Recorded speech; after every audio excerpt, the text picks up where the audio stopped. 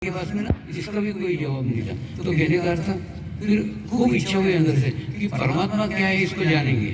नानी बोलती थी परमात्मा अविनाशी है, परमात्मा कल भी था, परमात्मा आज भी है और परमात्मा कल भी रहेगा। मैंने नानी को कहा नानी मैं आज के परमात्मा को मिलूंगा और आज के परमात्मा को मिलूंगा ना फिर मैं जब मुझे अनुभव होगा तो उसी को मैं सबको बांटूंगा।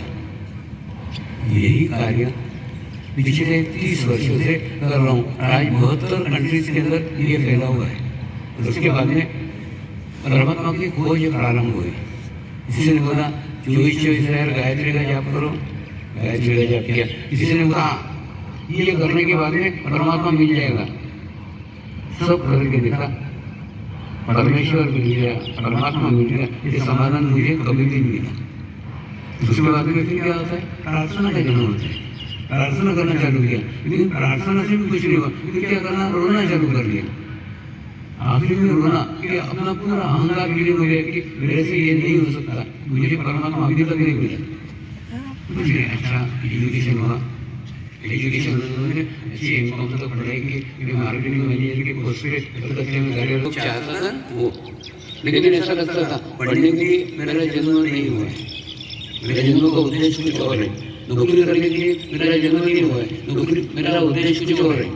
वो उद्देश्य है वो पता नहीं था। ये कोई भजन करके बैठे थे नदी के किनारे, उनके पास जाकर के बैठता था, वहाँ जाकर के नदी के पानी को देखता था और उसके बाद में सोचता था कि पानी का कण कभी न कभी किसी न किसी समुद्र में जाके विलीन हो जाएगा, तो इसका अस्तित्व नदी नहीं होगी, वो वहाँ पे जाके समुद्र में गिराएगा, मेरे जीवन शून्य हो जाएगा। ऐसी तीव्र इच्छा जब अपने अंदर होती है तो अपने जीवन में आगे का मार्ग खुलता है, आगे का रास्ता खुलता है। पता है ना, जैसे कहता बच्चा मेले में गुम हो जाए, आप उसको बिस्किट दो, चॉकलेट दो, आइसक्रीम दो, वो माँ माँ माँ करते रहेगा। बिल्कुल ठीक है। यानी जीवन में सब कुछ मिल जाने के बाद में भी कहीं ना कहीं एक अधूरापन, एक असमाधान जीवन में रखता था और खोज चलती थी। बाद में देखा तो मेरे मार्केटिंग के काम से कानपुर आया हुआ था। कानपुर में एक कंचन होटल है, उस होटल में रुका हुआ था। उस समय ना 4-5 दिन बैंक की स्ट्राइक थी। तो ऐसे मेरे को ना सदैव ध्यान के अंदर पशुपतिनाथ का मंदिर दिखता था, एक साधु बाबा जी दिखते थे, खूब ऊंचे थे वो, और दूसरा एक टेकरी में वहाँ शिव मंदिर दिखता था। इन तीनों का आपस में क्या संबंध है मुझे पता नहीं, लेकिन बाद में इच्छा हुई अरे यहाँ से नेपाल पास में है, मैंने वहाँ से देखा तो कानपुर नेपाल जाएगा। ऐसे करके मन में इच्छा हुई तो मेरे होटल के मालिक को बोला कि मैं बाहर जा रहा हूँ, तेरी रूम नहीं खाली करता हूँ, लेकिन ऑफिस से मेरे फोन है कि ना बाहर गए, बस और कुछ नहीं। उसके बाद में मैं वहाँ से गोरखपुर आया, गोरखपुर से सोनाली आया, और सोनाली से जैसे ही भैरवा आने लग गया तो राइट चली गई। मैं डर के एकदम पुलिस स्टेशन में घुस गया। तो पुलिस वाले बोले ये नेपाल है, हमारे यहाँ चोरियाँ नहीं होती, आप डरो मत। उसके बाद में उन्होंने मुझे रिक्शे वाला दिया, रिक्शे वाले ने जाके एक होटल में मेरे को रुकाया, उस होटल में रात को रुका। दूसरे दिन सवेरे वहाँ से निकला, वहाँ से भैरवा से, और वो बोले कि 10 बजे हम काठमांडू पहुँच जाएंगे। दोपहर के 1 बज गए तो भी काठमांडू आए ही नहीं, इन्हें पहुँचेंगे। उस समय ना इतना कच्चा रोड था, मिट्टी का रोड था, मैंने एक बस अगर चली जाए उसके बाद में 3-4 किलोमीटर जाने के बाद भी दूसरी बस जाती थी, क्योंकि दूर उड़ती थी, चली दूसरी बस जा ही नहीं सकती थी। ऐसे स्थिति में रात को आकर के 10 बजे काठमांडू पहुँचा।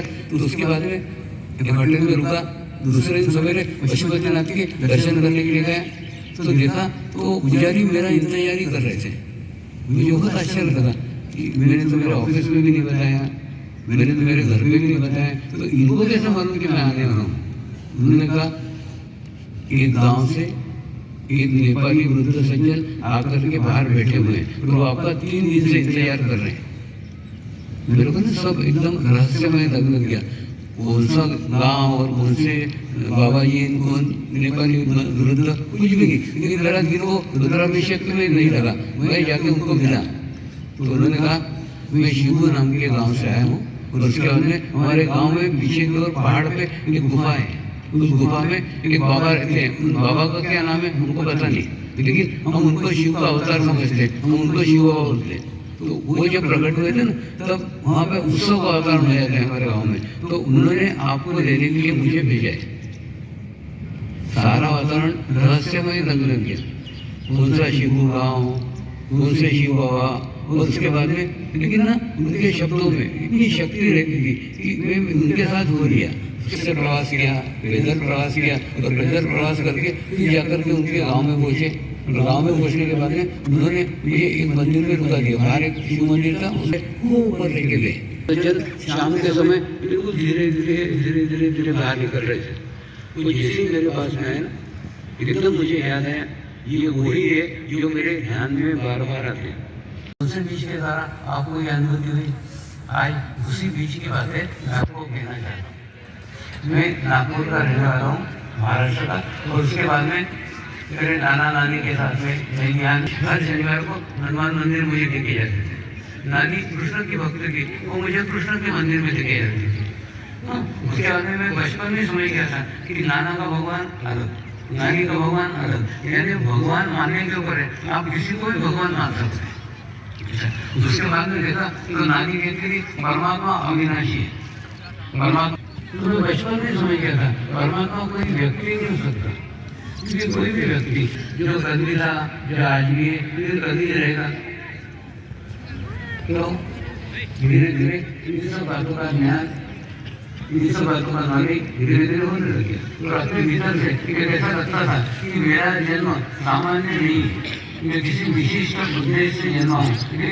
सूर्य आने वाले फिर उसको भारत उद्देश्य से मेरा जन्म हुआ है।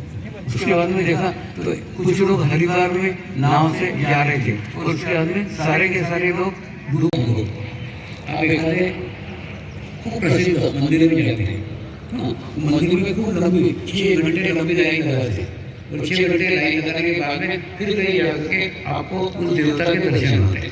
और जब दर्शन होते हैं और आपको अभिगत कर देता है, लेकिन उसके बाद में आप घर आएंगे। घर आने के बाद में 8 दिन बाद 2 दिन बाद आपके शेर ने, आपके मित्र ने, किसी ने बोला चलता है कि दर्शन को